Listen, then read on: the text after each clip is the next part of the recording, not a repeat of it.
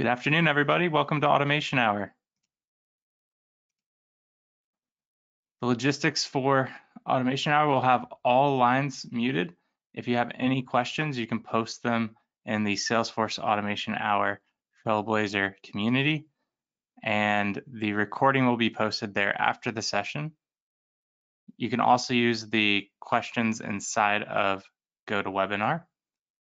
We have the Trailblazer community group, Salesforce Automation Hour, as well as the website automationhour.com, where you can find past automation hours and what is upcoming. Speaking of upcoming, we have lots of sessions to finish out the year. So if you haven't registered for these sessions yet, make sure you give them a look and get registered. If you're not able to attend, you'll get the emails of the follow-up and the reminder of here's the session you were not able to make. So if you haven't registered for those, go ahead and do that. And thank you to our sponsor, ActiveCampaign, as well as Concrete.io. Here are your co-hosts, Michelle, Rakesh, and myself. And with that, I'm going to be passing it over to our presenter today, Megan. Awesome, thanks so much. Let me just, of course, I moved my screen trying to turn it on. So, hi everybody, it's great to be here. And let me just share my screen here. Oh, share screen. All right, and let me know if you can see my screen. I'm going to. You're good. Awesome. All right. So, thank you all so much for having me here. I did my first automation hour back in 2016, and this will be my 6th automation hour. I am now working as a technical architect and delivery manager over at Accenture. I lead the Seattle Women in Tech group, and I have 15 years of experience with Salesforce. Currently, I'm a blogger, podcaster. I am the leader, one of the co-leaders of the Salesforce Saturday focused around Road to CTA, in addition to being a Meravis coach and oh so much more. On top of all of that, I am a huge fan of Flow, old school visual Flow. Salesforce has done so much over the past few years to be enhancing it. And, you know, it's really just the way that they want us working on everything. For, you know, anything from doing our updates and our modifications to records to working with, as we're going to talk about today, our AI. So our topic today is flows, bots, and AI. Our use case is we are going to be, we want to build out a bot and we want to use a flow with it because we're either a non-coder or we're wanting to think declarative first, as we do in Salesforce. Salesforce has come out with a number of templates to help with creating bots and getting you started, as well as they're currently beta-ing the omni-channel routing, which allows you to do a skill-based routing, routing to people as in agents, and then routing to queues, all based off of Flow. The actual product for the omni-channel flow routing is currently a beta. However, it's available in sandboxes and it's pretty cool to use. We'll touch on that briefly, but we're mainly going to focus on how to get started with using Einstein and how to get started specifically using bots and the advantages there. So we'll be going over an overview of the automation. We'll do a live demo and we'll review the configuration, and then we'll go into Q&A. So jumping here, so just to kind of give a little bit of background. So this is one of the slides that Salesforce has within the their standard Einstein deck. And I picked it because pretty much everybody knows Hulu and pretty much everyone uses Hulu. Before they had Einstein and before they were using Flow, you know, they were having a much lower Net Promoter Score, as well as, you know, their time to actually respond was much, much higher. By switching over and using bots for your customer service, you're able to help your users help themselves.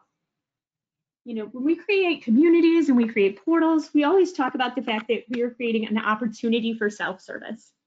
But sometimes when customers are in a self-service situation, there's more that they need to do beyond the standard of, oh, I need to just look up an article. Perhaps they need to reschedule an appointment, and appointments are kept behind that lock and key. Or maybe they do need to just look up an article, but they don't know where to start, and they're not sure what specific article they're looking for. Rather than have all of those come in through your actual support line, or create cases that cause a backlog and additional work for your internal users to have to follow up on, by using the Einstein bots, you're able to have automation assist your users and have them help themselves within the community without having to create that actual person-to-person touch.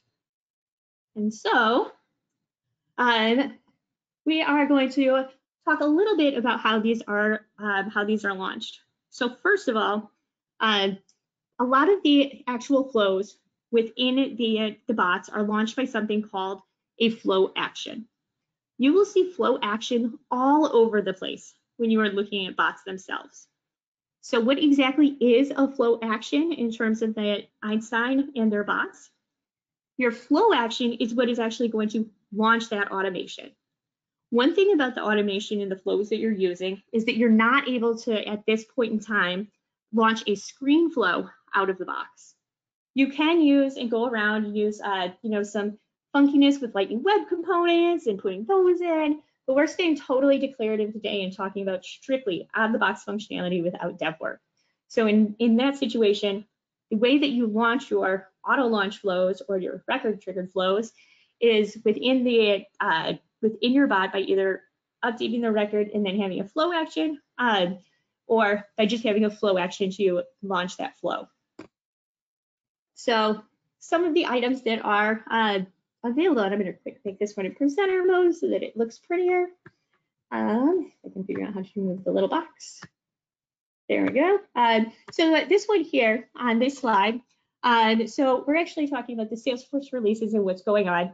But one thing that you'll notice that is actually coming out is the fact that we have the omni-channel setup flow, not to be confused with the omni-channel routing flow. In addition, we also have the field service functionality, which has a number of options within bots that have come out in terms of using Lightning Scheduler or using the field service options to reschedule without ever having to go and reach out to a person. The case deflection tracking ends up having a play here because of the fact that when you have your users that are finding their answers before they have to make a case, that's a big win, and that's the actual deflection of case deflection. You also have up here web snap-ins. You'll hear snap-ins quite often. They're also going by the term of your quick actions for your flows. They are your pre-chat, they are your post-chat, they are your updates. What they are is they are nearly a quick action that collects information, and it's either before, during, or before or after your chat, most likely, sometimes during, but few and far between. And what it does is it allows you to collect additional information. In addition, we have the social conversations. So social has now expanded the chat to go beyond just bots on your website and bots on your community. You can also now connect your Einstein to Facebook, to WhatsApp, and then as well as to texting.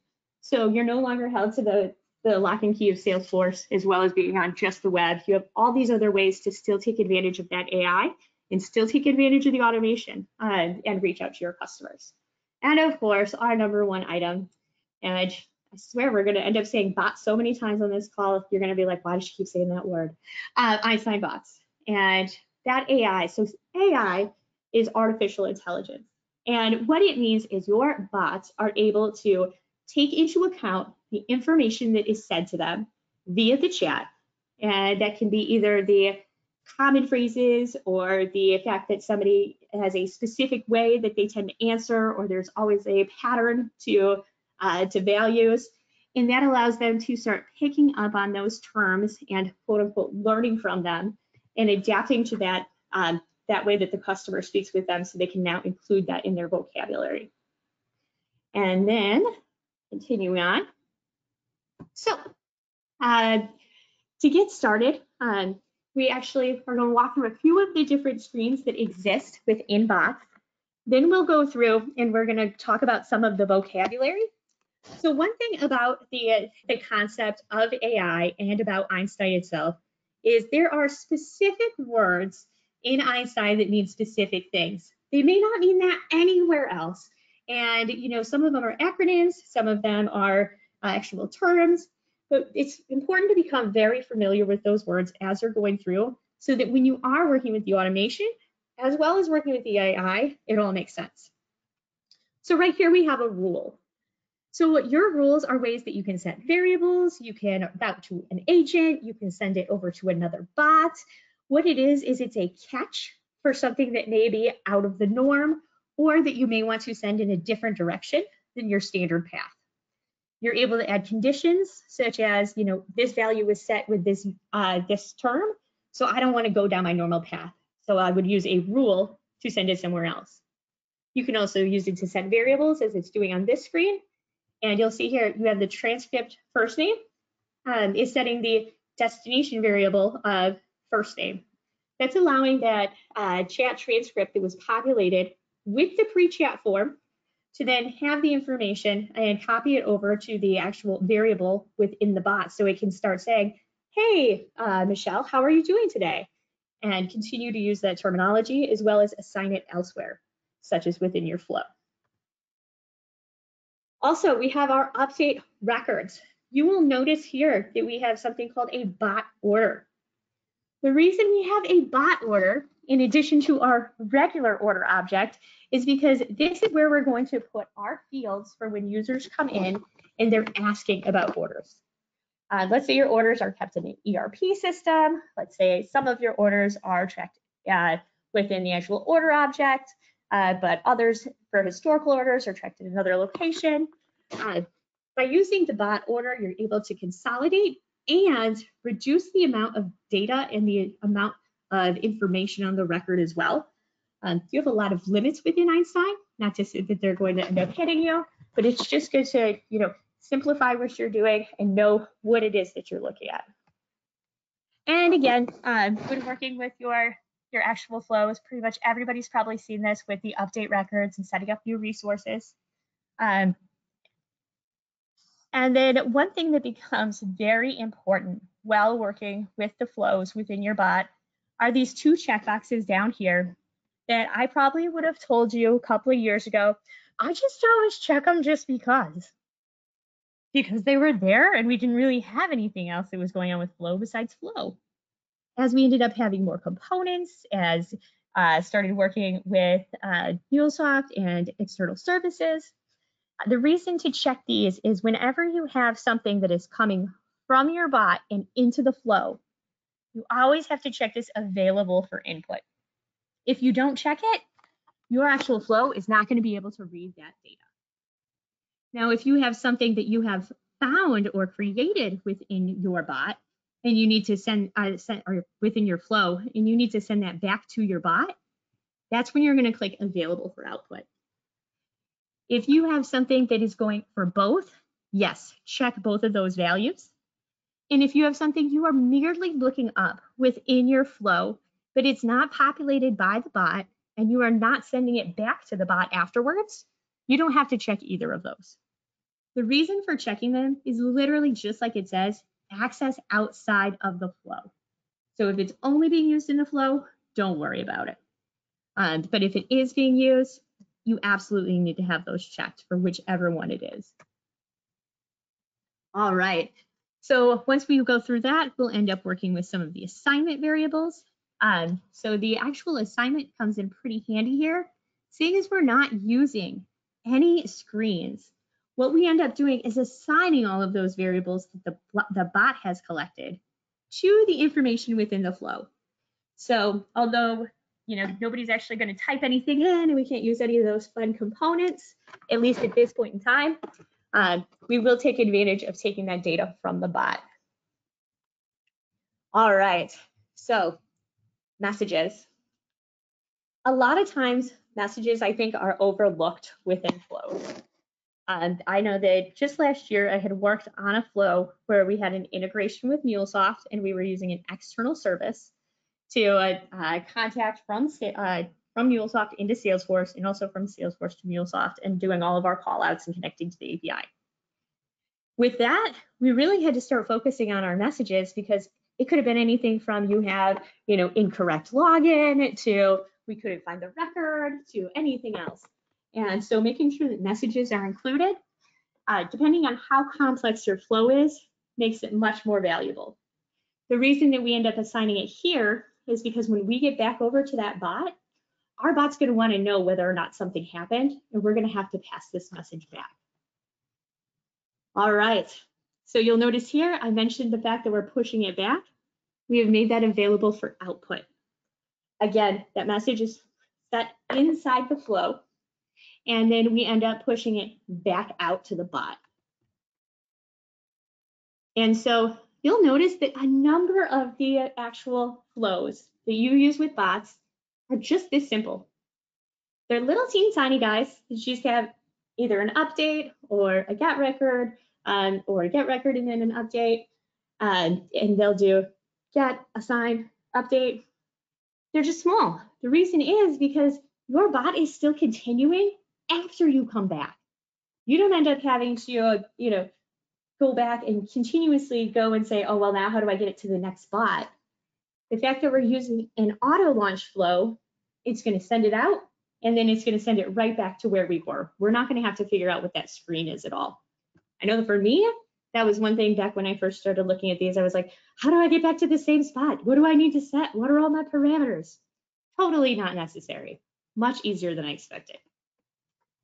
All right, I'm going to go over just a couple of these. I have a number of terms within the actual deck, though, for anyone that is interested. We're going to skip over a couple of them, and we are going to go to where we talk about the object search. Object search is another type of action that we have in addition to the flow actions. And what they allow us to do is to gather specifically account, case, contact, campaign, contract, knowledge, lead, opportunity, task, and there are custom objects in there as well. And then we're able to either gather a single record or a list of records. That list comes important. You'll notice that one of those standard objects I did not say is skills. So you cannot yet grab the skills for your skill-based routing until you get into the flow. And again, you just use this by setting it up the same way as we will for our flow action. You also are going to want to use your out-of-the-box dialogues and screens as much as possible. You are given a transfer to agent. Do not make a new transfer to agent screen. It's like making that contact __C object. It's absolutely unnecessary. So keep in mind what you have and don't overcomplicate things. And again, use existing. So one thing, these are called dialogue groups where you see this little caret. So when we jump into that flow, if I mention the dialogue groups, we're talking about the little carets. And what that does is it groups a set of screens that are very similar together.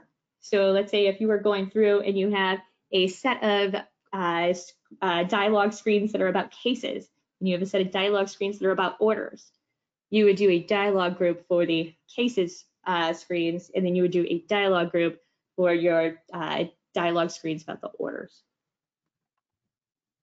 All right, and this is probably one of the, this is so weird how it just ended up reformatting. Anyways, but this is one of the most important terms, and this is probably the one that I am going to stress the most, and it is the term intent. Intent is used within your actual bots and your flows and in the concept of AI as a whole to, hey, it has to be enabled first of all, but what it does is it allows your bot to draw from an action. So intents are mainly actions, and they're repeatable. And what they try to do is you try to match them up against the term that's actually listed within the bot. So your bot may say, submit order, but somebody might type in send order, or they might type in, they might misspell submit. I know I'm a horrible speller, so it happens, it really does. And your bot, this is where your bot's gonna learn. Now, all of those words that you collect, those actions are called the intent. That's what you're trying to do. But all of those words that are synonyms and mean the exact same thing, those are called your utterances. So an utterance is just like a synonym for a word or phrase that means the same thing. To have your bot actually able to go through intent and to help learn, you're going to need to have similar number of utterances across all of your different dialogue screens. If one of them is heavy and another one is light, your bot's going to not learn properly. So make sure that you've got those properly split apart. All right, and then Apex, again, just like in Salesforce, use it as a last resort. Last thing you want to do is write a bunch of Apex that's going to cause you a bunch of problems. Your Apex actions have a default timeout of 10 seconds each. The overall processing time limit for a bot response is 20 seconds. You can have a maximum of 50 Apex calls across any number of dialogues within a single bot.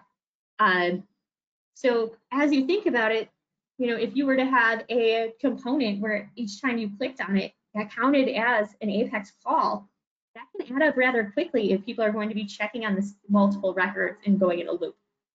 So keep that in mind while you build, and again, try to stay away from Apex. Again, buttons, these are going to be great to go through later. And then one other thing, so there are a couple of these, I just passed it, a couple of these terms that you will see here. First of all, you see NER. This is your named entity recognition. This is where your bot is going to try to learn from free text. The other one that you have is NPL, which is your native processing language, which is the text that the bot is trying to learn from. So I say we jump in and we actually see how this all fits together in an actual bot. So I'm going to reduce this screen because I pulled off that tab, and we're going to jump over into my Salesforce that I lost. Here it is. Okay. And is Salesforce visible? I'm going to hope so. Okay. So we're going to go over here into the sidebar, and I'm going to highlight just a couple of things that come up while you are setting up your bot that are going to be important. First off, before you even go to create your bot, you're going to need to go to your embed your embedded service deployments.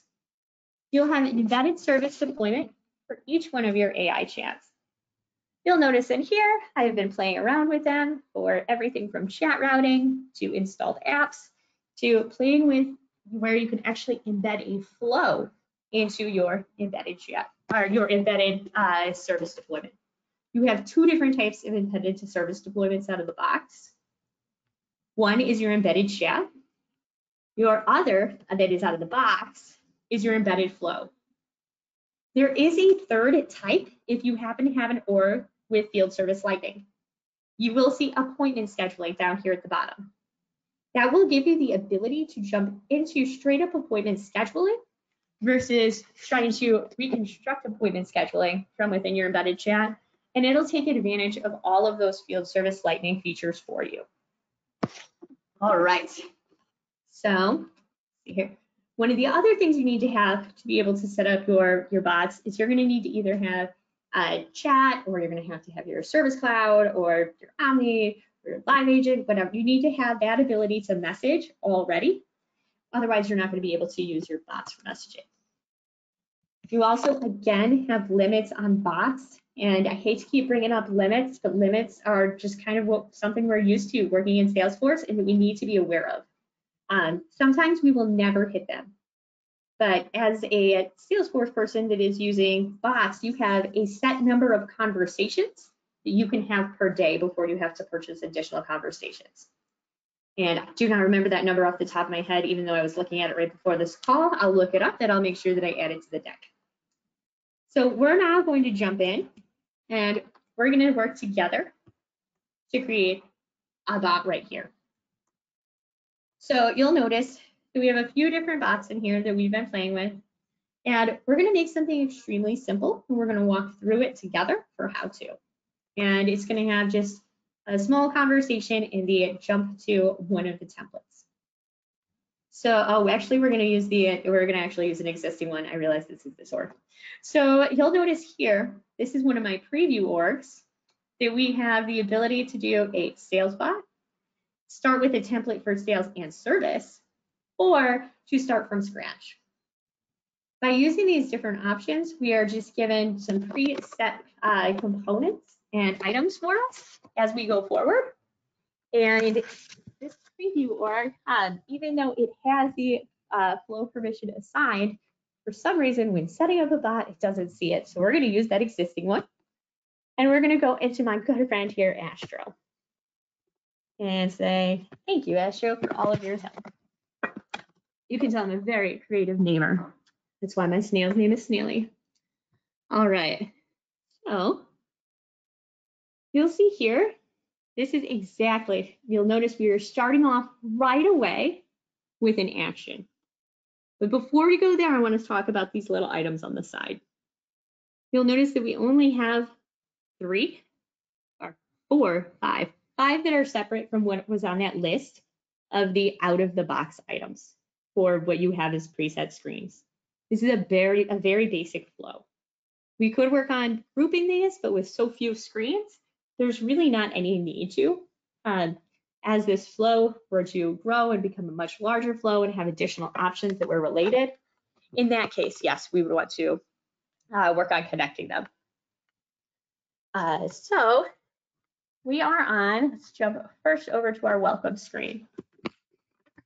Some tips and tricks about your bot is one of the first things you need to do with your bot, and that is highly recommended, is to make sure you introduce your bot.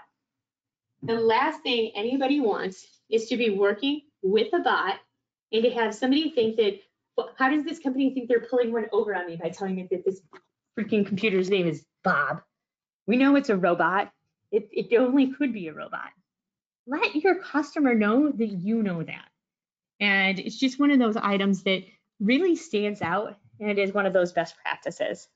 So we have here, I'm Astro, a digital assistant, showing that he is just a little bot that's on the site and not a human being. This will also help with anyone that is struggling and wondering why they can't enter specific information or ask about anything. It's because as they work with it, they'll realize, oh, if it's a bot, it must only know certain things. So the first thing that we are doing here is you'll see that it says action type of flow. This is using one of those fabulous out of the box flows. I'm actually going to click here on this little plus sign. And this is where you can actually add and subtract additional items within your screens, is by going either in between or above. You always have those little circle pluses available. We'll go down below and click this plus sign. And I will scroll down so that we can actually see it when we do that. All right, so we'll do plus, and we'll do action. So we're going to select the action type of flow, since that's one of those fun things that we just keep talking about today. And you'll notice that it has a space for the action name. This is where we actually get a pick from either the flows that already exist within your org or those templates given to you by Salesforce. You'll notice that there are a lot of pre-made templates. Things like intro bot is a template. Things like new user chatter group auto assign is an auto launch flow that I created. But due to the fact that it's an auto launched flow, it's available for me in here as a flow action, or as a flow launched by this flow action. So we're able to either select the out of the box or our own. And what's great about those out of the box ones is they really just help you get started with where you are and give you a head start. So we're going to jump over to those flows and see what they look like right now. All right, and I can type, there we go. And you'll see here, we have for our omni-channel flow, And you'll notice omni-channel flows have their very own flow type. They can only be used for routing, and they can only be selected for omni-channel routing if they are of the process type omni-channel flow. You'll notice they have a ton of screen flows. You'll also see a couple in here where I was doing some testing to see, well, what can I do to try to make it show? And let me tell you, just go with an auto launch flow. It was not worth that effort. All of that time that I was sitting there spending trying to make it happen, when really you can just enter the data into the bot. So you'll see here, we have the ability for our bot to create a case, our bot to create a lead, but I want to go down into those intro items that we had just pointed out. And specifically, let's take a look at our get pre-chat. So, and here is our get pre-chat contact.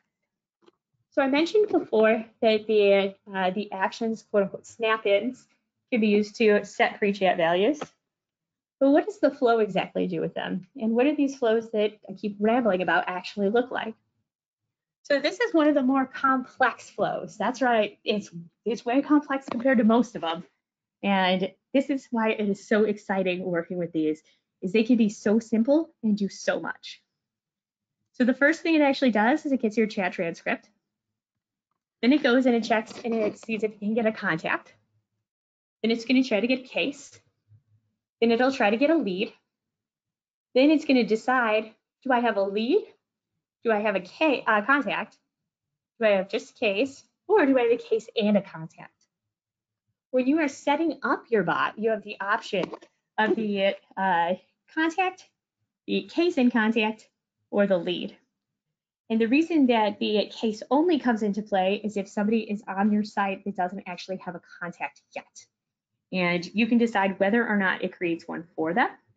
But at this point in time, you'll notice we're not saving anything or updating anything because we haven't actually updated that record yet or created those records yet. We're just assigning our variables. So we go from there and we'll jump in. And for example, on this one, we assign the values for the matching first name, last name, email, and business phone. Keep it simple. Don't go overboard. When people are in there talking to the bot, they don't want to fill out an entire form. In addition, your pre-chat is only one little tiny chat screen that you can populate. So there's really not a ton of room and you don't want them scrolling. So when we go back over to our bot now, you'll notice that, and I'm going to switch this one to just be that same pre-chat that we were looking at, the intro bot get pre-chat context. You'll see here we have an input variable for our routable ID. This is one of those out-of-the-box values that comes with your bot. And it's one of those values that's needed because what it's doing is it's finding your actual chat transcript. Then you'll notice that all of those values that we had talked about getting marked with that output checkbox, each one of those shows up within your bot on the second half as your output variables. Anything marked with input is on your input variables. Talk about making your life easier. You know, if you went and you just decided to mark both of them just because, you have a lot of stuff to be going through and trying to figure out which ones do I really need. Make your plan, draw it out in advance. And we can just go in here and we'll do match contact. We'll do last name. And we'll do match case, match lead. And then we'll do email. And then we'll do company and first name. And then phone number. Detect my phone because I'm at the bottom of the page, but there it is. So those are now all assigned to get populated from the actual flow when it comes back over into the bot. And that's from up on top. You'll notice it is from the one I was playing with before we got on the phone. Oh, it's because we don't have a name on it. That was the one that we just added. So we'll do goodbye.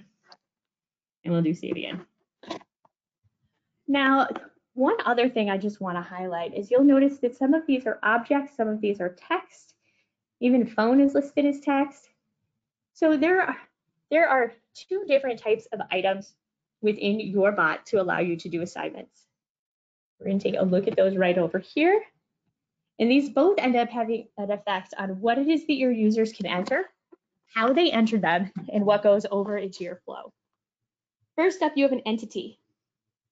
Your entities are what give you the ability to do your formatting. Let's say you want to collect a date from a customer. If your customer wants to enter, if you want them to be able to enter anything under the sun, and you don't care about format, you don't care if they type in Monday, 2021, 1408, or if you want it to be 08, 14, 22, having a pattern, this is what lets you set up a pattern. And this is what's going to let your bot know when somebody enters a value, whether or not they entered it properly, because you have a pattern entered with your entity that is tied to that variable. And then variables, just like in flows, are here. And you'll notice we've got our chat transcript, we've got that contact object. And if you're only grabbing an ID, don't make a bunch of stuff for yourself. You can grab your object and you don't have to grab every single field later. What's great about your bot is once you grab that object out of your flow, you can actually use dynamic fields and just do, for example, exclamation point name, curly bracket, with a curly bracket in front as well. And it's going to allow it to know that because we're working with the account, this is the account's name. So you can use that your actual merge fields with your variables, and you set your patterns with your entities for how things should be formatted. All right. So I got to tell you, when I first started working with these, I was so worried that they were going to be so much more complex. And you can try to make them more difficult, but really, when you are working with your bot is only going to get so much information at once. For example, we're only going to have our pre-chat screen at this point in time. We are only going to have the option that they selected for the menu here. For our appointment screen, we're only going to have, for example, the date that they want to pick for their appointment time. So as much as we want to try to make these more difficult, because we're working in bite-sized pieces, our flow is going to be bite-sized too. And those templates that come with are just a huge saving of the day, because it was actually those flows, at least for me, that showed me that I wasn't missing something. I wasn't, undercomplicating it, and I wasn't looking in the wrong place. All right, questions. Sorry, I know there was a bunch of information and a lot of jumping around and a ton of words to just go through something so simple, but it was pretty cool. I know that I've been working with bots now at least a couple of years, and I'm on a pretty cool project with them right now. So yeah, they're a lot of fun, and they can do so much for you, and not only for you as a company, but if you're an admin, having instructions on an internal portal about, how to reset your password and having that as something that guests can access, it ends up saving you a lot more time than you think. So make it available to your guests. Make sure you use your entities to get your formatting right. And then keep it simple. Don't overwhelm yourself and don't try to make it harder than it is. Questions? I'm going to open up the little screen thing. Okay. All right. Sorry, got an echo there.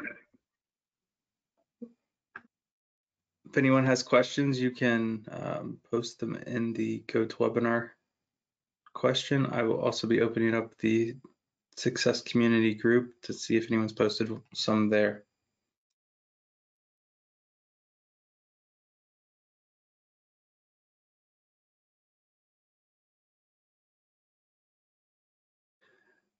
While we're doing that, do you find yourself using the new Flow auto layout more often than not, or what's your kind of take as you're working with other people that you might be co-developing flows with? How do you go about doing that? So I would say that there are some situations in which I have used them more frequently, but there are also some places where it ends up being specifically called out to pick freeform. For example, when building out the omni-channel flows, it tells you do not select auto format, select freeform. I like them, especially with by non-personal computer, because it's a Windows machine. And it's just a little bit more difficult to click around, in my opinion, than my Mac, so that I can just click that little button. But when I'm working by myself and I'm working off my own machine, I would say that I like the freeform so that I can make them the size that I want and not have to make them go up and down and be ginormous. Some of them can just become so long as you're working on complex flows. Yeah, with the auto layout. And I make mine all curl around and do whatever I need to keep them on the screen, which is probably a horrible practice. Yeah, I think there's definitely a lot of use cases for both, and I know with the upcoming winter release, we've got the ability for things to be a little bit more flexible with the auto layout of grabbing components that might not really fit in to then be a part of it. Yeah, I love that, not having to go and drag it to the side. I'm going to go back into this one and just complain about the clicking really quick. So I'm going to tell you all something extremely sad about myself. I have never used a Windows machine until about a month and a half ago in my entire life. So learning how to click on Windows when one has spent 30 something, not going to say a number there, but 30 something years clicking only on Macs, is very different. So when opening up the flows and being able to just click that plus sign, I love it. But one thing, and then being able to merge them together too. That's one thing I loved on my last project, was being able to reroute and merge, because you want it, all of a sudden you were like, oh, I need to draw the line over here, but there's no way I can ever get that line. The auto layouts would let us do that. That was awesome. I really liked it. But sometimes we would also get stuck where we couldn't do it. And it was like, how do we ever get the line to go? Yeah. So I'm excited to see how they improve that now that more people are using it, and now that they see how it's being used. I'm a big fan of wait for how it's used before you enhance. So I like the process that they're taking to update it. But this click and drag thing, like, look at this. I'm clicking and dragging. I think it's dragging. It's awful. Just awful. You actually stopped sharing. Holding the mouse down. Yeah. Wasn't able to see anything since you stopped sharing there, but we do have a few questions that have come in. Yeah. Ben asked, what are some other use cases for this as an admin looking to support internal users? Yeah, so I would recommend, if you have knowledge internally, or if you have an internal help site, or if you have any help docs, to put those in there and to have those queried. Knowledge is huge for internal, and there's actually right within the Einstein Builder. I'm going to jump out of this flow, and they moved this for winter. So just a heads up, it's going to be in a slightly different spot in this org than it is in the summer orgs. But if we go to this bot page, it used to be right here at the top, but now it's on this Smart Features tab. And you'll see here that you can actually get articles to surface up, and you can have people then link up with your, specifically with your data categories or with your topics, however you want to do it. And that way you can have some experts in there too for internal. Also having it for, finding HR information. I know at work, I'm able to ask about, when is this? Is this a holiday? And I'm able to ask bots all the time. And I probably spend more time asking bots questions than people, just because we have them available. And, it's pretty cool. So knowledge resources, internal help site, HR, sales process, where to find stuff, new user onboarding. Yeah, just probably the exact same things you would use it for external. Yeah. Fantastic. Jamie says, thank you. Always doing such cool stuff. So good job there, Megan. Thank you. We have another question. Is it recommended to use flows over Apex for chatbot configuration? It is, and that is what Salesforce has started including and creating a series of flow templates for you to select. Now, it's definitely worth it to weigh out the pros and cons of, is this going to be a smart flow for me to do, or is this going to get way too complicated and I should go with one of the Apex options? But Salesforce has started including setting up your cases, finding your cases, your ability to do your pre-chat, your post-chat, connecting to surveys, redirecting, all sorts of stuff as out-of-the-box options for your chatbots to use as flow actions. I would definitely go declarative before code.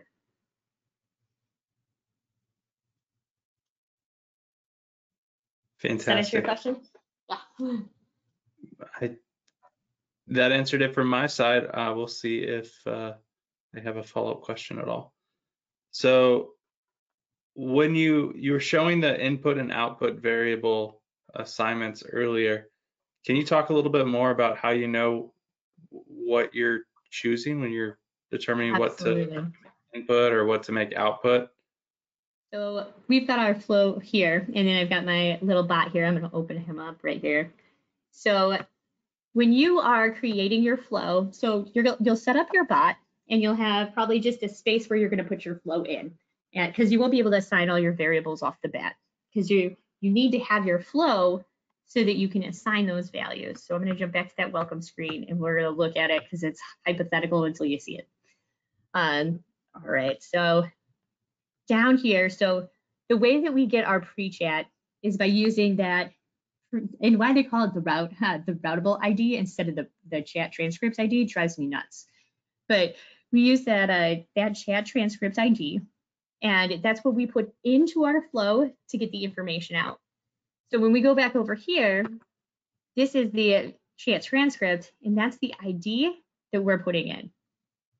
Now, the reason we don't have things like the contact, the case, or the lead on there is because when we open this one up, you'll notice here, we're grabbing those off of that lookup.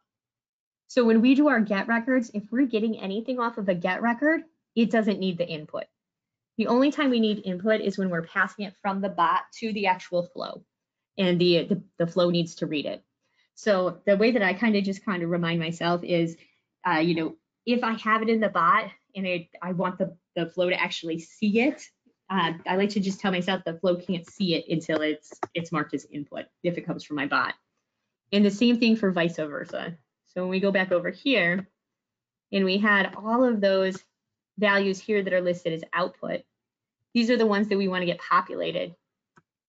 And you'll notice those are the ones that are in our assignments here. So let's open up this contact. We have our first name equals the match contact first name equals the first name. Variable value. So it's the first name equals the match contact first name. So the way that we're getting that set is we want to pass that information back to the bot because we're at the very end of the flow. The bot's not going to see it unless we say that it can pass it outside of the flow. Anything that stays in the flow stays in the flow, but if we want to get it out or if we want to put it in, that's where we check those two checkboxes. And if you're doing both, because sometimes you do, like sometimes we'll go and pass the chat transcript in, but we'll also edit that same record. That's when you'll mark both of those on the box. Because if you're editing it and then passing it back, you need to pass it in, update it inside the actual flow, but then you need to pass it back to the bot so it can see it again with the updates. And that's when we do the out. But usually it's pretty straightforward and do, if it goes in, it's the output. If it comes out of the flow, it's or if it goes in from the chat, it's the input. If it comes out of the flow, it's the output.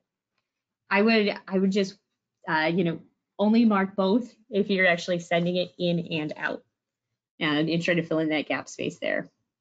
And it sounds like it talks in circles, but you know what, after setting one up or even using one of the templates without building it yourself, you'll start to get the hang of it. And ping me anytime. I'm happy to walk through it with you. Awesome. And how do you feel like it's most effective to test and debug as you're building this out for the first time? Did you run into anything that you found was really helpful for that process? Yeah, so one thing I found was not as helpful as I had hoped was using the debug inside the flow. The reason why was because I didn't have everything marked the right way. So I had it being populated because I was force setting them inside the debug panel, but my flow didn't have that, or my bot wasn't sending the values so that the flow could see them. So everything worked in the debug, but then all of a sudden I got to the bot and I was like, why is nothing working? So yes, check in your debug, but don't forget to run it through each of your scenarios within your bot, because you need to make sure that everything is passing back through right. Also, make sure you're passing the right format for your date times. I was just working with a date time field today because the user is supposed to go and select their date and time for an appointment. But then I realized the field that was on the case that I thought I was populating was only a date field. So just make sure that you're doing those double checks. Make sure you test your flow in the flow builder, but go back and do a full test in the bot to make sure you've got it from top to bottom. Yeah. It's not over until it's over. That makes sense. Definitely when you're using multiple areas of Salesforce, it gets a little bit harder to test instead of just using that debug. So Absolutely, yeah. And All then right. to kind of throw one more wrench in there. So if you are gathering variables from an external service for your flow, so if they're coming in from the API, one thing I recommend, if you have any troubleshooting within the actual flow builder, pull up your actual debug logs. Oftentimes you will get more information there for integrations than you would within the actual flow debug. So for those maybe a little confused, can you clarify or maybe show where that? So let me quick do this. So one of your options, so let's say before we go into this to set that value, let's pretend we were setting a different field instead of the one that bot gives us. We can actually grab information from, and this is where it gets super fun. This coming out in winter, that you can grab things from an external service. These are great when you're working with stuff that's not from Salesforce and that you're working with third-party systems. But sometimes when you're over and you're working in your flow, you may get some really funky looking errors and you're like, I do not understand what that means. Like, what is going on? And what I ended up finding out is instead of using that flow debug to go to the full debug log here and track myself. And I always set up my own custom little tracker called Flow. You'll notice that I've been tracking myself all the time, but I'm gonna actually click on that so you can see what it has on it. It is literally nothing. Workflow is at Finer and everything else is at none. When tracking the actual API, I'd probably throw in the system and the Apex code and the callouts. But yeah, in here you actually get more information for the API calls or the API related flow data versus the exact same information that you get with this debugger if it's not related to the API. So just if you're using the API too, check these logs as well if you get stuck. That took us a while to find on a project about 1.5 years ago to figure out that it was going to be that different. Yeah, I know I've had a few headaches myself with maybe the guest user being the person that I was supposed to be logged in as, but I was already logged in as a community user testing. So and on top of that, the guest is just so hard to track, I found. Yeah. Like I always struggle with getting the guest to actually show up in the debug logs sometimes. Yeah, but no, I feel your pain. I really do. But these ones, I really like these for getting things that are more outside of Salesforce. Yeah, they come in. And you don't have to go to Classic. I just work in Classic sometimes because I memorized the setup so long ago. Don't mind the look. I do sometimes use lighting. I promise. Fantastic. Well, I think that's all the questions we've got for today. Thank you so much for presenting today, Megan. Thanks everybody for joining. Hope everybody has a great rest of your Friday and a great weekend. Thank you all. This was great. Thanks again for having me. Thank you. Take care, everybody. Bye-bye.